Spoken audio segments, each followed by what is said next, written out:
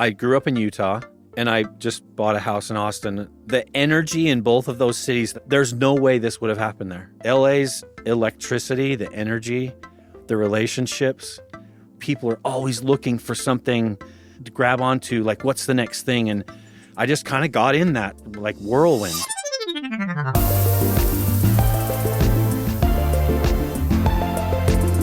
I'm Benjamin Gottlieb, and you are listening to Shopify on Location, coming to you from our space in downtown Los Angeles. You know, sometimes a brand can be bigger than the product itself. Think about Kleenex or Band-Aid. Well, I think you can make a strong case that the same thing has happened for Dr. Jason Wersland and his Theragun. There are a ton of pain relief devices on the market today, but Theragun really has become synonymous with a massage gun, fit for weekend warriors or professional athletes alike. You think about the name and you see the product. We are so happy to have Jason, the founder of Therabody, here at our Shopify LA space today. As you might hear, there are a lot of people here for events all week. He's here to share his personal journey and all of his tips for success. Jason, welcome to Shopify on Location. Thanks for having me. You're very welcome. Privilege. Yeah, well, listen, your entrepreneurial journey began with a tragedy of sorts, right? You were involved in a motorcycle accident.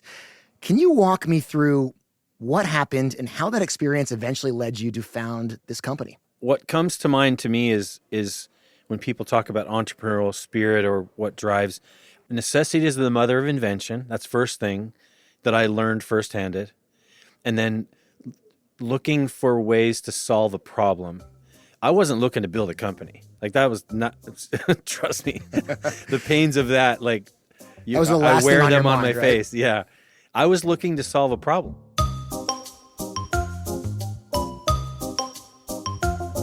And so in 2007, I had spent what was supposed to be 3.5 to 4 years of chiropractic school. I spent 7 for a lot of reasons we won't want to get into. In 2006, I started a practice here in Los Angeles. A chiropractic practice. Chiropractic practice, yep. And I was spending my time going from, it was like a triangle in Los Angeles. I lived in Venice, went to school in Hollywood, and then I had a practice in Beverly Hills. So I was riding my motorcycle around doing that, back and forth, zipping up and down. In LA, you can split traffic. Splitting traffic, car cuts me off. I hit the side of this car. I was going about 50 miles an hour. I ended up having a lot of soft tissue damage in my neck and down my right arm. And all I was doing was looking for something to take the pain away when I wasn't getting treated. So I would go to my clinic. I'd get treated for as long as you can. You can't get treated for 24 hours. No. So I'm, 20, 30 minutes, and then I've got 23 and a half hours of the rest of the day. I'm not going to sleep because my nerve pain's so bad. How am I going to not go 1 step forward, 2 steps back? I want to do the opposite. I want to go 2 steps forward, 1 step back. So I'm looking for something that I can take home and use on myself because I knew what I needed, but a lot of my modalities wouldn't fit in my truck, let alone a backpack. Right. You're so familiar with treatment for these types of injuries, and at the same time, barely any of it was portable for you. Right. Exactly. Thank you. Well said. Well, this is my job, but I digress. So I started figuring out what vibration did for the body. We had a vibrating table. Realized that was almost it, but it wasn't quite it. And then one day I was sort of thinking about what vibration does to the body and how the body interacts with vibration. And I thought, what if I had something that was stronger than that? What does that look like? Because my body was accommodating, like your glasses. Till I said that, you weren't thinking about that. Your body accommodates to that information. It was accommodating to this vibration really quickly. And as much pain as I was experiencing, that accommodation happened really quick. It was like, my nervous system was like, that's cute. Back to the pain. So I had to figure out something to get my brain over that. So really fast, I have to share this. Pain travels to the brain around 55 miles an hour. So it has a certain pathways that it Close to your motorcycle speed, by the way. Yeah, ironically. Touche. Yeah. And when you introduce something hot, cold, vibrating, whatever, to your skin, that information travels on a different pathway to the brain at almost 300 miles an hour. So when I was putting this thing on my body, it was overriding the pain because it was getting to the brain faster. Does that make sense? It does, yeah. So that was the first thing that I experienced, and I was like, why has no one thought of this? Like, this is amazing. And then it just sort of took off from there.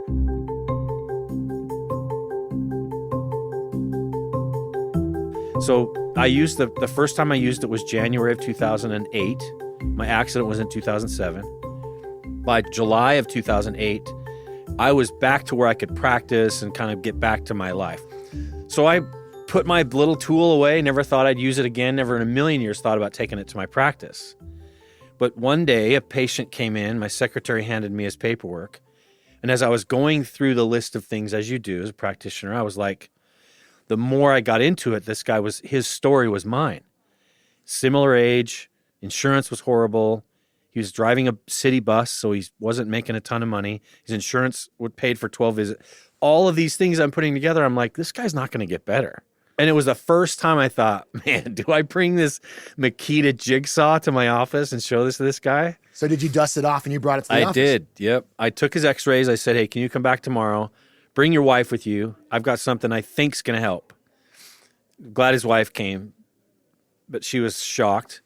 I pull a Makita jigsaw out in my treatment room, and I basically tell him, I just came out of what you're going into. So let me show you how to use this because I think it might help. Going through that experience with him, applying I was patient, 0? He's patient 1. Going through those modalities and those experiences and seeing the hope in his eyes. My goal at that time was I needed to empower this guy to take care of his body when I'm not around. And I needed that. So he gets better. It's now January of 2009. I came back from being with my family for the holidays, and my secretary says, you got to go see your patient. He's back in your room. As I'm walking back to my room, I can hear the gun on. And I'm like, oh, interesting. I walk around, turn the corner. He's smiling at me and says, Doc, you have to figure this thing out. It saved my life. That's when I realized, okay, here goes. Like, this is the journey. And I say that because I really felt something. It's like the universe just sort of gave me a little punch in the chest and said, here you go. So for the next 8 years, that's what I did. I figured out, what is this? Being in LA, you have a lot of opportunities to work with celebrities and people that have a bigger voice. And I created some really amazing relationships with those people over those 8 years without any sort of strings attached at all. Like, that's just not the way I do things. When it started to come back around, now suddenly Justin Timberlake, all these different people are reaching out like, yo, Dr. J, what can I do to help you? Well, we're going to get into all of that later in the interview. I mean, it's really jumping ahead. It's remarkable, really, what you've been able to accomplish. But if we can, let's just go back to 2009. Here you are, you have a practice. I would imagine if you have clients as a chiropractor, you're making a decent living, right? And you have to tell yourself, all right, here we go. I'm going to start my own business. I'm going to leave behind stability. I'm going to take that leap. And that's kind of what we're all about here at Shopify, is taking the leap away from your 9 to 5 and starting out on your own. How did you, for folks that are listening and are inspired by you, how did you know and how did you fire yourself up to go ahead and take that leap? That's a really good question, especially given the context. There's never a right time, but that doesn't mean that any time is the right time. Does that make sense? I truly believe you have to have something inside your gut that tells you this is right, because you're going to have everyone around you, even the people that are closest to you, call you crazy.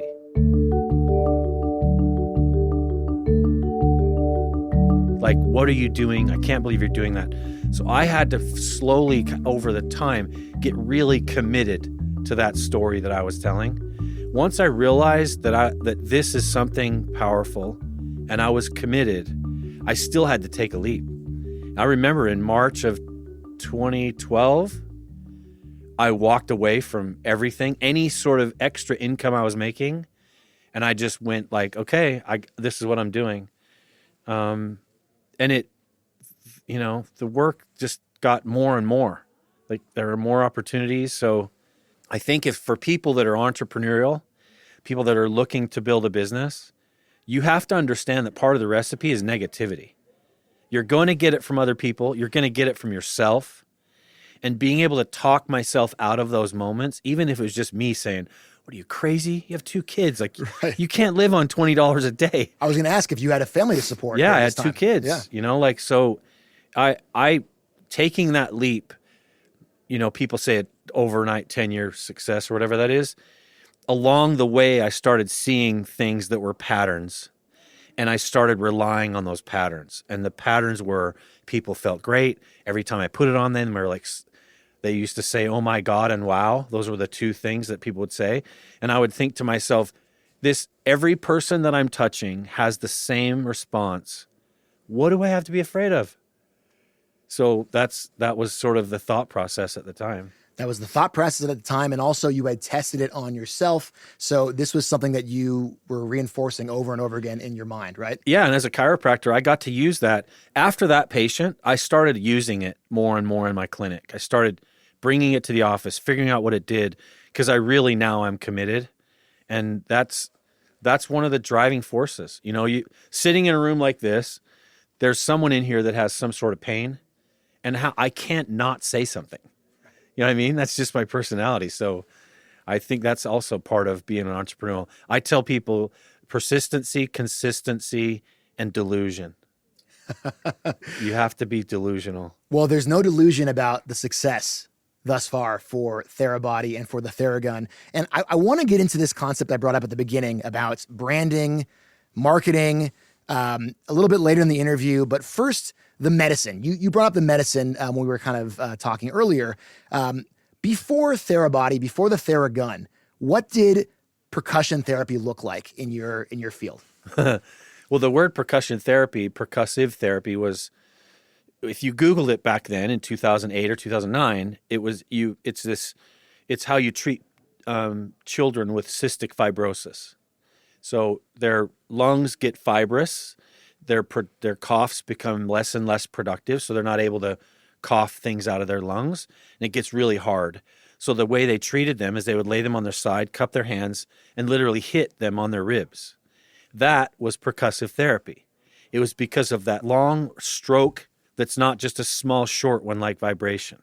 So that's where it started from. And in my world, percussive therapy didn't exist as a treatment like this. And I'll tell you something funny. I was sitting in a room with my business partner before we had any employees, and we were discussing this. And he said, what is it? And I said, it's percussive therapy. And he said, can we call it that? Yeah, I'm what like, is it? I don't know that anyone's going to know what that is. So we actually debated back and forth, like, what's the word we're going to call it? And we kept realizing, like, that's what it is. Let's just call it that. So before my time, you know, I have some tools and pictures of tools from the 40s that people were attempting this. So it's not new science. It's just old science used in a new way. That's how I kind of present it. I'm chatting with Dr. Jason Wersland, the founder of Therabody, here at our Shopify LA space. I mentioned this earlier, but your brand really has become, I think, in my opinion, bigger than your product, right? I mean, look, I have a massage gun at my house. It's not a Theragun. It's from Costco. But when I ask I'm sorry. But when I ask my wife for it, I go, hey, where's the Theragun?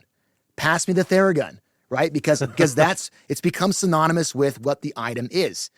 How did you achieve that, right? I mean, that is something that I think is a North Star for a lot of entrepreneurs. It's just, honestly, it was just a lot of work. It was just being there all the time. I wasn't out for that, if that makes sense.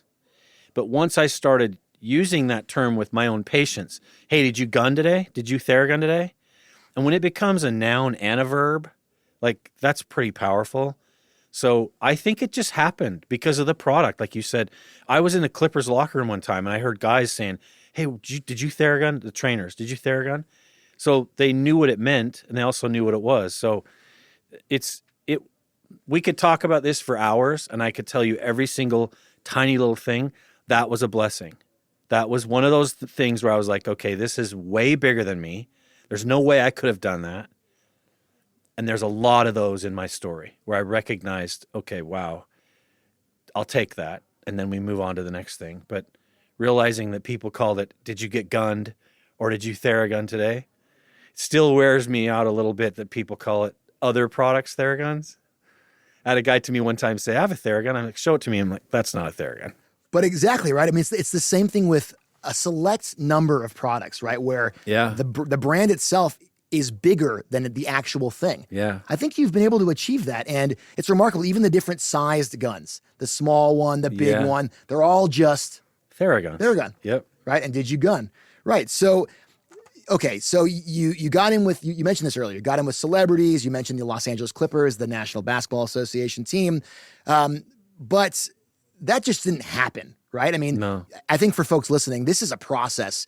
How did you start to get your product in the hands of, let's call them the movers and shakers in Los Angeles? Great question. I had an opportunity to have a satellite office behind the Pink Taco up on Hollywood Boulevard, and they called it Unbreakable Performance. If I may, for folks listening who don't know the Pink Taco, it's a fantastic place, but go on. It's amazing, yes. They have that building, that has a real deep history. We could spend another podcast on that. It's amazing. But they built me a room that was a 12 by 12 room underneath a boxing ring where I had access to celebrities, A-list celebrities, athletes, and I was treating them over and over again. So at the same time, Instagram started to take off. I remember laughing at that, thinking no one's going to post photos of this. But we kind of grew up with Instagram.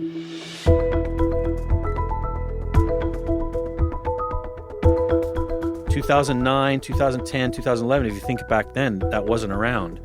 And I started seeing guys wanting to post. So what I did is I was standing at Unbreakable Performance, and I'd had this experience where I'd walked in a few times late, supposed to be there at 6:30 a.m., and I'd just traffic, whatever. And they have my Theraguns out on the workout floor. And I'm like, what are you guys doing? I'd go gather them up, take them back down to my room. I'm like, if you want these, you have to come downstairs. That happened a couple of times, and I was like, okay, wait a minute. What's going on here? Like, why are they doing that? So I sat back and watched them, and I realized, like Gatorade, like Under Armour, these guys were using it. And they knew as much about how to use it as I did. And that sort of, like, that triggered me. Like, what is happening? So I went and talked to a couple of them. Hey, what are you doing? What does this do for you? Then I started realizing, oh my gosh, this isn't just for pain. This is for performance as well. And they saw it as such. My price point at the time was very affordable. Those guys could go to ATM and whip out cash. So I started selling it to these athletes and A-listers, knowing that they were going to post, and I didn't have to pay them for it. This is in the early days. It was all organic is what you're saying. 1,000%. I didn't ask them for anything. In fact, a lot of times I would tell them, I don't want you to post. Like, don't talk about this. I don't want anyone knowing.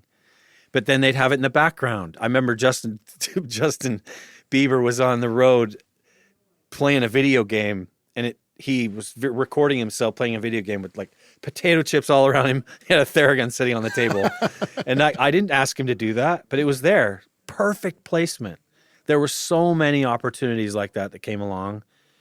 And I think it was just hard work getting myself into where I had a place at Unbreakable Performance, creating the relationships there, the trust.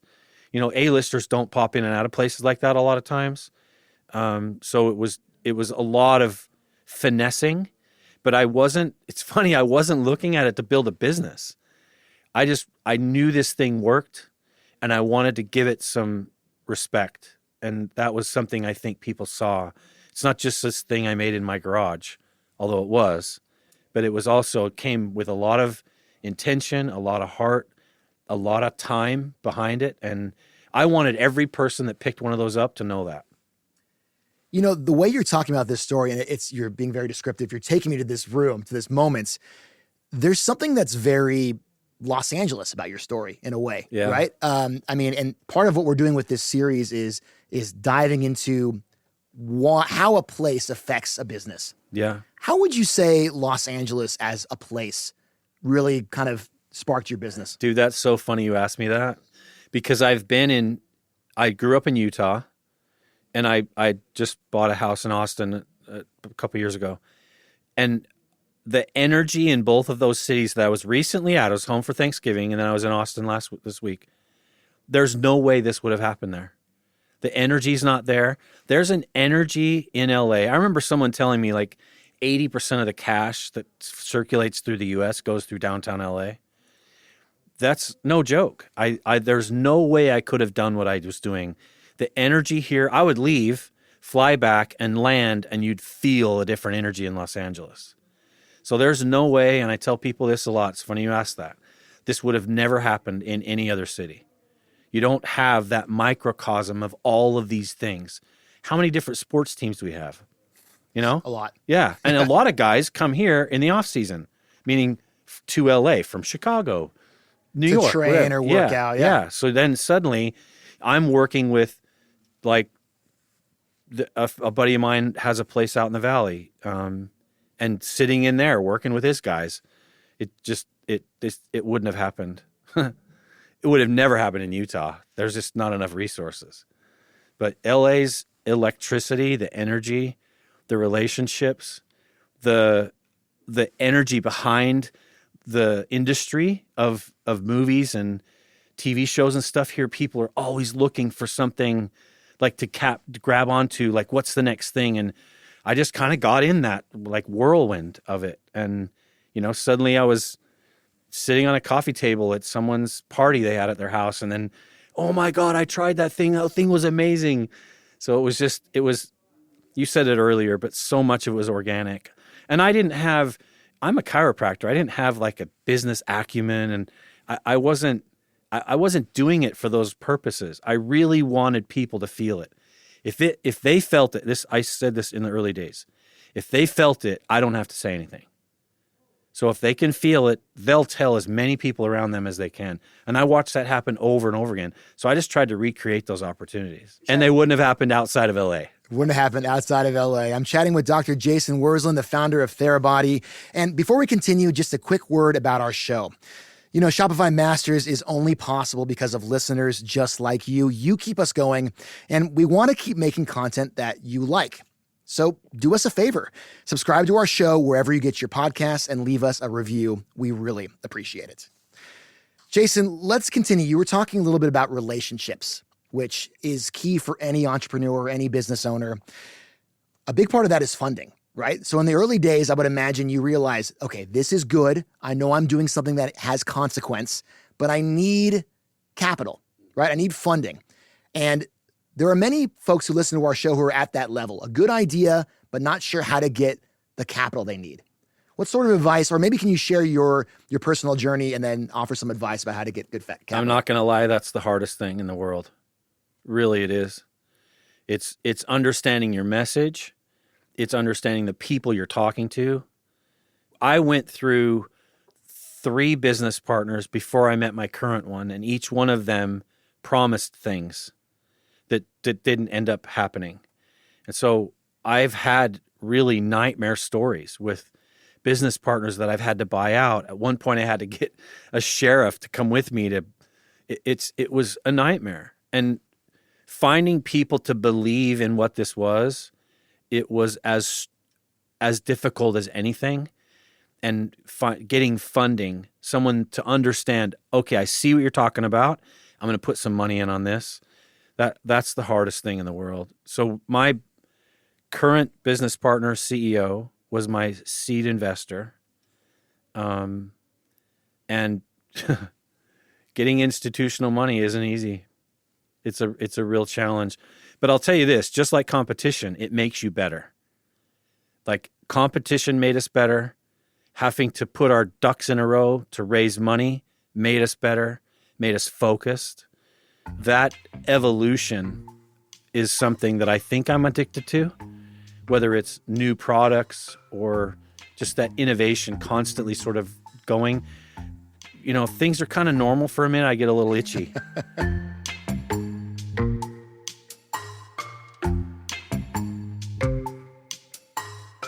So I think the challenges behind raising institutional money are real. And I'm not going to BS anyone about that. It's not easy. I think what supported us was the years of validation, and I say that validation is one of the things that got me where I am. Coaches, teams, athletes, celebrities, whoever, that's all validation. And I used that as leverage when I was raising money. We did. And you also mentioned innovation, not being comfortable, right? Always striving for something else. Yeah. Theragun is now Therabody, and it's not just the gun. You have a plethora of products, right? You've got those compression sleeves for your legs, which I need, I think, every day. You got facial devices now, which I didn't even know you had. I would imagine you, and this is just me kind of speculating, there might be a host of ideas in your head that are just floating around. Oh, we could do this. We could do that. How do you choose? Once you've kind of established yourself, okay, we got the gun, let's expand. I'm sure there's lots of products that just fall by the wayside. Yeah, that's such a really good question. I wish more people asked that because it would give us an opportunity to talk about what we're doing as a brand. Yes, there are millions of ideas, and I consider myself lucky and blessed because I get reached out to a lot from a lot of different things. Oh, I bet. I'm looking at one right now that I'm just fascinated by.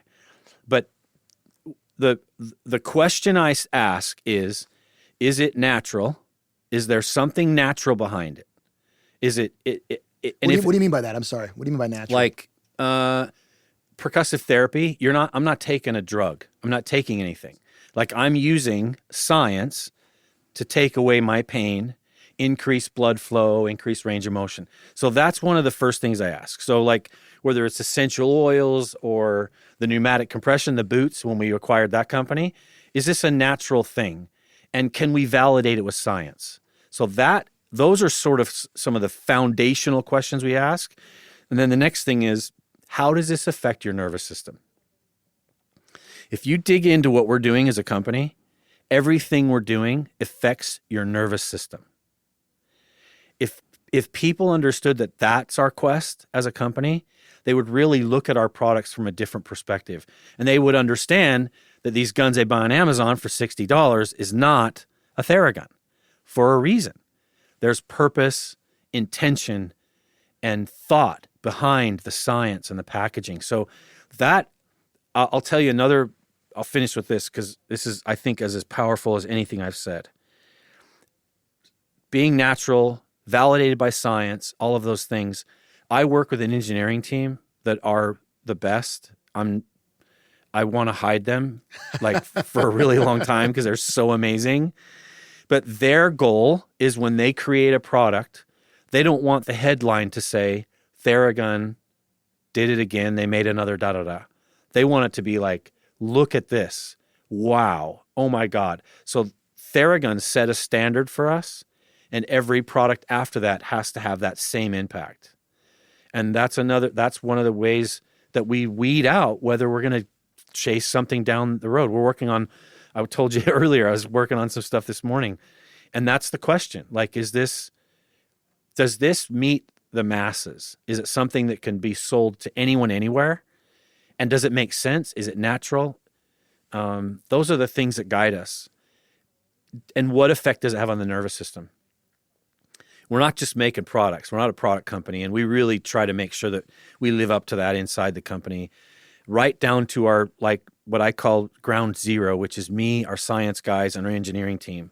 Like, what are we doing? Why are we making this? And does it really work? Yeah, you're going to get me on a tangent, man. I love talking about that. Well, listen, in many ways, I think you could say that the Theragun is the great model for every other product that comes on your desk, right? Because it's got to meet all of these criteria, right? Yeah. Yeah. I mean, that is it. And it's a tall order. Yeah. Although I would be remiss, Jason, we didn't talk a little bit more about what you have going on coming up in 2023 this year. 8 new products, maybe more. You've got an app that's connecting to the Theragun. Yeah. I mean, first of all, just how different is the landscape from when you started? So different. And the expectations are much higher. You know, creating an industry like we did has its responsibilities, you know, and making sure that you're growing it with confidence. One of the things we're doing as a company is we realized you jump on our website or you go in one of our reset locations, there's a lot of really cool products. But if you start thinking about it, what do I need? When do I need it? Well, do I need that and this? I've got knee pain. What do I do for knee pain? So what we've done is down the road, the goal is to be able to have people experience just that, specifically to them. Our app helps with that. Logistics, back-end stuff, Shopify, all of those things help us understand that. But what we realized is we have to put a stake in the ground. And we started with sleep. Sleep was the most common thing everyone suffers from or has issues with. I shouldn't say suffer. Well, for some people, it can be a suffering, right, if you're really not getting sleep. But So we did a sleep study. And then that sprouted into this idea of these need states where sleep is needed by all of us. So sleep's one of them. Stress is another one. Who doesn't deal with stress? Who doesn't have pain? Pain's another one. And the last one is performance. We all have to perform, whether I'm a dad without a job and I'm home with my kids, or I do have a job, whatever that is, performance is part of what we're doing. So health is covering those basic 4 need states in your life. What we've done is categorized our products in those need states. So that's our goal as we move into 2023, is to be able to get that story out there so people feel comfortable. Oh, I see why I would have the boots and the gun and a power dot, because I use them like this. So that's a lot of our responsibility as a company and a brand, to use the tools from social media to our website, sales and marketing, that people can look at it and go, oh, I know what that is. Because like you said a minute ago, Theragun was a few years ago, and we were called Theragun. We realized what we're doing is way bigger than Theragun, and Therabody represents that better than anything. We managed to maintain our brand equity in Theragun, didn't lose it, which was a big thing. But as we move forward, all of that stuff's really great, but if we don't set out a good future, none of that's going to matter. So for us right now, it's being able to put those pillars together of the need states, get people acquainted and understand and trusting that story, and then we take it to the next thing. Because then, I mean, everyone, like I said earlier, we all in this room have an issue with our body, and it's specific to that person. I wish I had a magic wand, wave that thing, that person gets exactly what they need. That's our goal. And it's not an easy one, but I'm kind of used to like doing crazy things and expecting like the very best. So I love the challenge. you love the challenge. And for our listeners right now, you heard it right here, constantly innovating after having a very successful product. Dr. Jason, thank you so much for doing this. Thanks for having me. This is great. That's Dr. Jason Wersland, the founder of Therabody. Shopify Masters is produced by Megan Coyle and Gogo Zoger. Our engineers are Matthew Schwartz and Miku Betlam. Our host is Shuang Esther Shan. And I'm Benjamin Gottlieb. Come hang out with us next week, same time, for more episodes from Los Angeles.